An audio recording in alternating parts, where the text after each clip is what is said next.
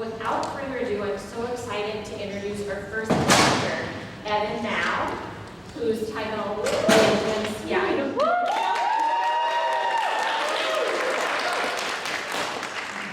We have many more opportunities to clap for Evan, all of our presenters later on too. His title is When Seeing Isn't Believing, College Students and Deepfake Deception, and he worked under the advisement of Dr. Billy Ernest from our communication program. And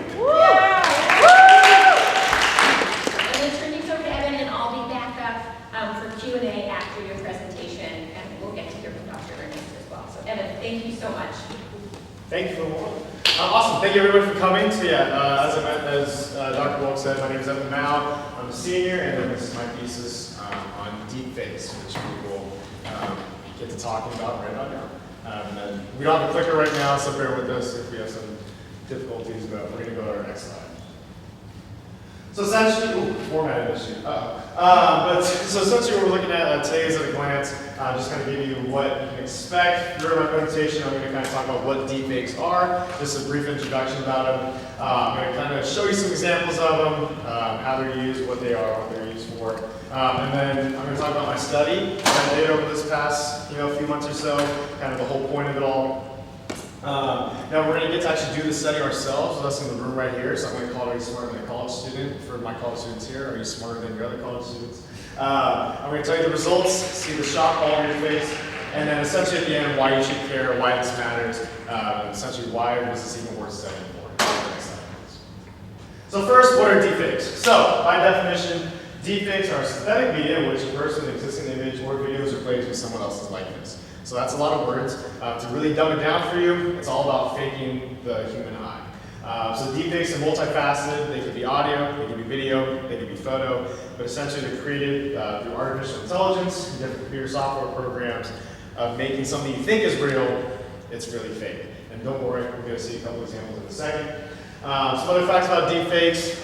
So the technology in the programs you'll see, I wrote in the 1990s. That's kind of when the first ideas of deepfake technology was first being created, but the first real deepfake wasn't put out until 2017. It was on Reddit. It was posted on Reddit by the Reddit user named Deepfakes, and that's kind of how that term got coined for deepfake, and it was porn. 96% of deepfakes that are created are pornographic material.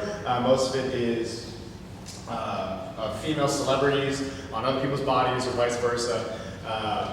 So yeah, but there's a lot of other purposes for deepfakes. Besides for the porn, it's also to impersonate celebrities and influence politics. Your neighbors now, blackmail, which I'm going to get to a little bit later. So let's look at some examples. Don't worry, we're not watching any porn here. This is Holy Cross University. We get to the next slide, please. Sweet. This is not coming up. Oh, here we go. So, for my Marvel fans, this is a deep fake of Tobey Maguire instead of Tom Holland in the new Spider-Man, for the most recent Spider-Man movie, No Way Home. So if you think Tobey Maguire is the best Spider-Man, this may be the movie for you. If you could play a little bit of it, please. If you please. While you're loading that, I'll just go ahead and put in a plug. We studied this in the line of deception class. We have a chapter on visual deception, and we did the third edition in 2020, and we added deepfakes because we start that chapter by asking the question, could a fake video start a real war?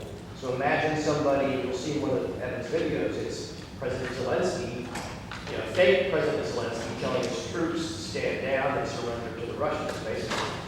But it could be just as easily, what if somebody tells Russia that, the United States, what if somebody fakes Biden or a U.S. general and tells Russia on social media that we have launched a nuclear strike, and it's utterly convincing? Does Russia sit around and wait to assume that it's a deep fake, or do they retaliate and we start a war by using a fake video? So these are kind of some of the questions that we asked in the class, and Evan decided to pursue that idea with report. Yeah, and then there's a clicker work there. There we go, perfect. Woo! Yeah. And we have a clicker? Oh my gosh. Okay, so yeah, here's that deepfake. Listen, I did not kill. And then there's a clicker work there. There we go, perfect. Woo! Yeah. And we have a clicker? Oh my gosh. Okay, so yeah, here's that deepfake. Listen, I did not kill Mysterio. The drones did. The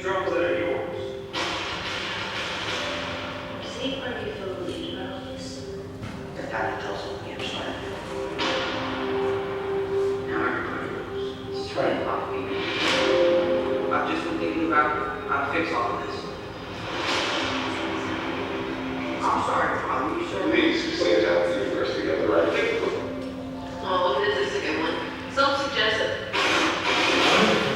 Just out of there. Yeah, it's all right. If you just do the next slide, please.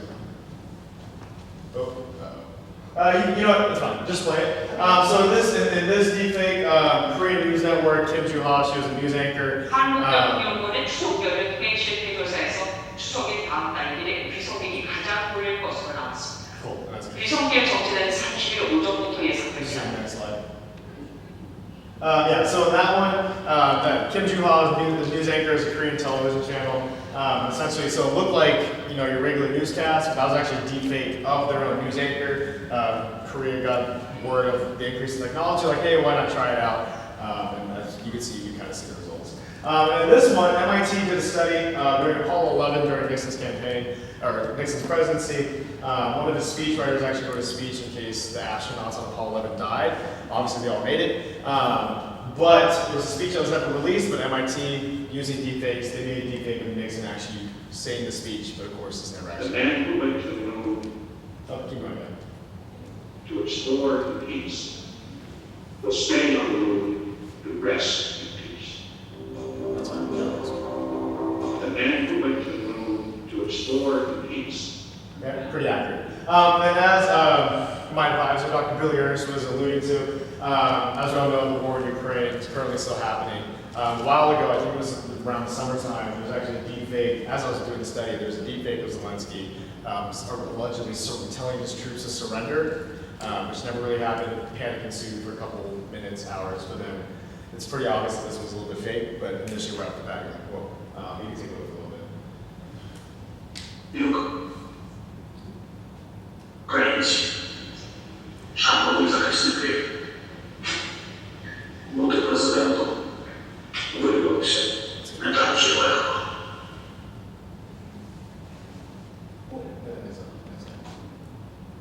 Grange, 한국 의사가 있을 때.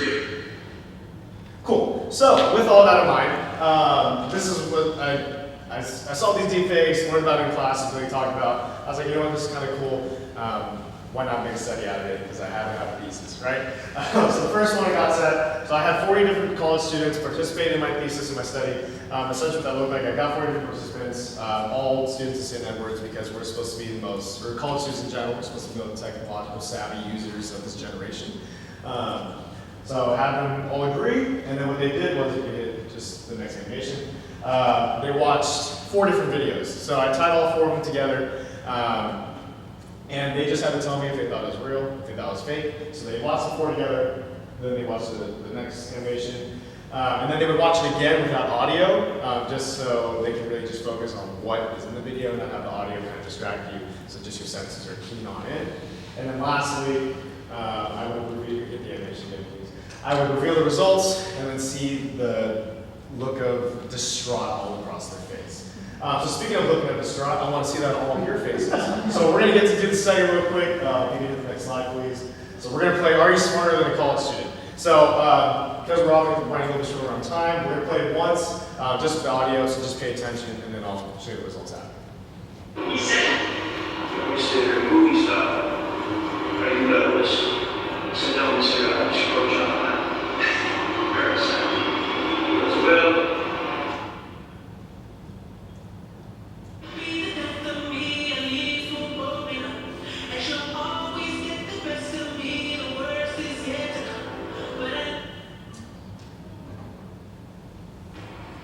You know, I do all my own stunts, obviously. I also do my own music. I've got a sweet spot for a couple of artists, and people are surprised that a big Dave Matthews guy.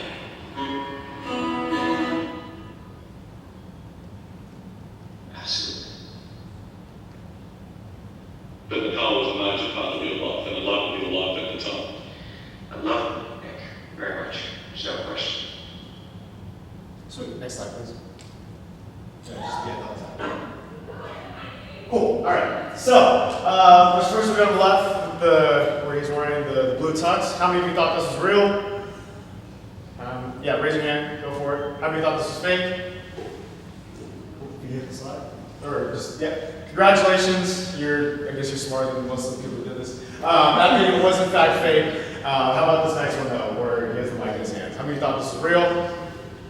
How many thought this was fake? About 50-50, okay. This video was actually real. Yes, this was a video of Tom Cruise in a lip sync battle with Jimmy Fallon. I chose this video because it's been removed from YouTube a couple years ago, so no one ever really had a chance to watch it. Next, please. All right, yeah, sorry. So that one was fake. I'm so sorry. How many of you thought it was real? Be honest, don't lie. Nah, you're gonna go. You definitely thought it was real. But yeah, so yeah, that one was fake. Then this last video, how many thought this was real? Raise your hands. How many thought it was fake? Okay. That one was in fact real. That was really popular to me before I was born, so for some of my older folks who are here, not to call you out, but you probably recognize it, so cheer, cheer, cheer. No, I'm just kidding. But keeping this in mind, let's look at how my participants actually did on the study. Get the next slide, please. So for the first video, slide, so 73.5% of people got that one correct, but still that's nearly about a quarter of people who thought it was actually real. Right? Second video, 58.8%. So we'll say 60%, 40% of people thought it was fake, actually real, kind of had the same distribution of the room. Next one, 47.1. So that was over half of people who thought that this fake video was actually a real one. And then lastly, 91.2. That one was kind of like my still. I thought that'd be pretty obvious, but still stumped 9 to 10% of people. But two numbers I really want you to focus on, you can the animation again. The 58.8 from the 47.1, only because one of those videos was real, one of those videos was fake, and basically 50%, or nearly 50 for both, couldn't even tell the difference between which one was real, which one was fake. And that is what alludes to opening this quote. I thought it was the next slide, my bad. But yeah, so another thing that I did in the study was I recorded all the people who were doing the study as focus groups, and one reaction I got, and one quote I got specifically for response was, if I was scrolling to TikTok or Instagram and saw a guitar video, wouldn't even think twice.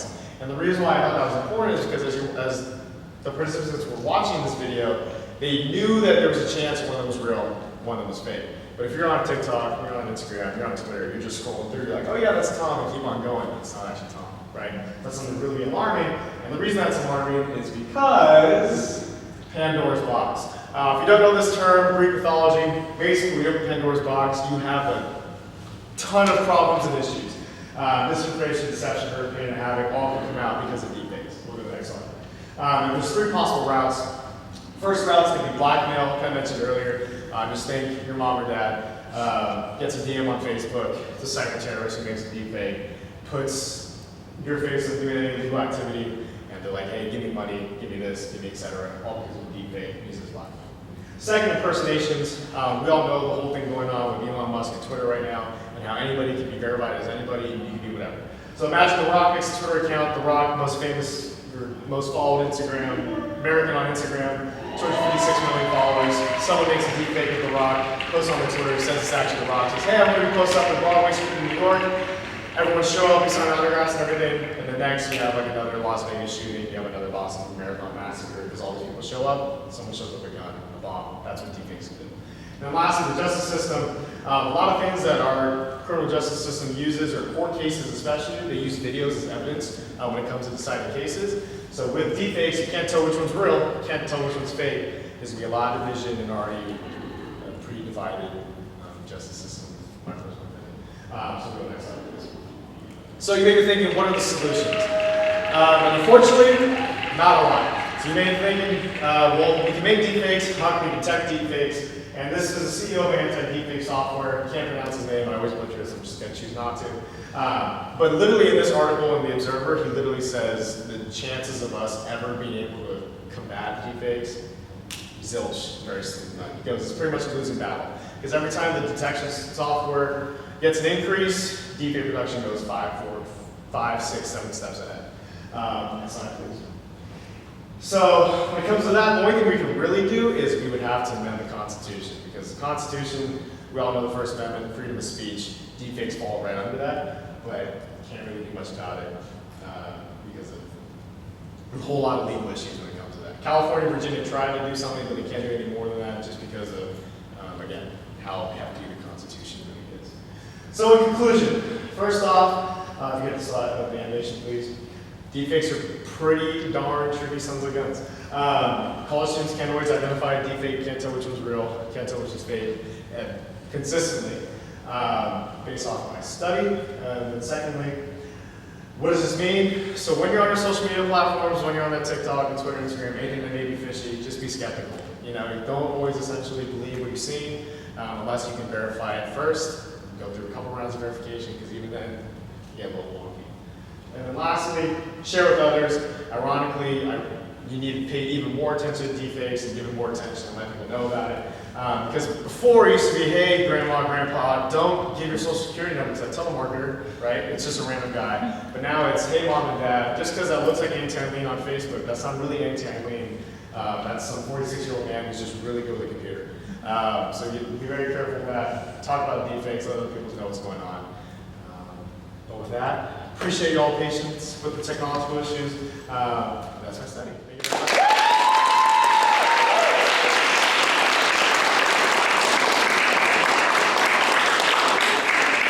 Thank you so much, and thank you and everyone for your patience and for putting up with my dad clicking and the tech problems. It was so interesting.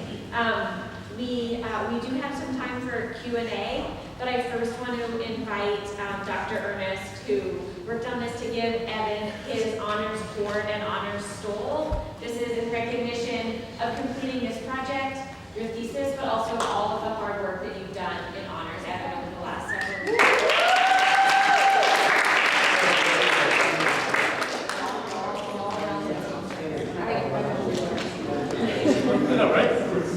Dr. Ernest, do you want to say, is there anything you want to say? We can chat after. Okay, thank you so much for presenting that. Evan will wear this at graduation to be recognized for his work. But before we take up more time, I'm sure there are questions about this. Liza? All right. Are there some telltale signs we should look for to spot a deep fake? Yeah, so when I heard there's a Q&A, the first I did was, I better make sure I can answer this. So when it comes to really advanced deepfakes, one of the best things that we can tell at this point, because obviously the software technology keeps increasing, is blinking. The blinking is really a natural when it's like a really good deepfake. But other things that you can kind of pretty much tell: blurriness, shadow, lighting, robotic voice. But the one right now for like the really advanced ones is that eye blinking, eye moving. Good question. Any questions? Yeah. Does deepfake at any point fall under identity theft, or is that something that would work for? Yeah, it can. And that's the whole issue with like the legality stuff I was talking about when it comes to the Constitution, how we can amend it, because it's freedom of speech, but again, it's also the identity theft, but it's still like, there's so many, the way that we limit the internet, there is really no limitations. There's like a vast of issues with that as well. So it's kind of, it's kind of like shooting fish in a barrel. There are only a handful of laws that I would even begin to touch that as identity theft. So we're going to have to completely revamp the laws, the judicial system, to say deepfakes are a kind of identity theft, because it's still left largely untouched. But are there in countries like in the European Union where they have stricter data laws that protect, or they have some levels of higher control over what internet companies can do with your data? But does any of that help protect against that, or is there any country in the world that has a set of laws that better protect people against this than we do currently, that we can think of as a model? Possibly, but again, it's kind of what you already alluded to. It's going to be a complete revamp of the law. Like, I mean, when you go to like China, right, there's so much limit on data and internet and connection. We just don't have that. Yeah. So unless that's really considered, or like even with when it comes to like copyright, if we revamp those laws, it just really requires a lot of like the revamping of the judicial system, or it's going to be like our big software companies like the Microsofts, the Googles, the Amazons to like invest in that deepfake detection or limiting what can be posted on their sites. But then again, deepfakes also help contribute to the revenue of their sites, so they're not like really eager to kind of make that happen. So again, it's just a chess match, as I kind of mentioned in my slides. Any last question for Evan? Great, then please join me in congratulating him and thank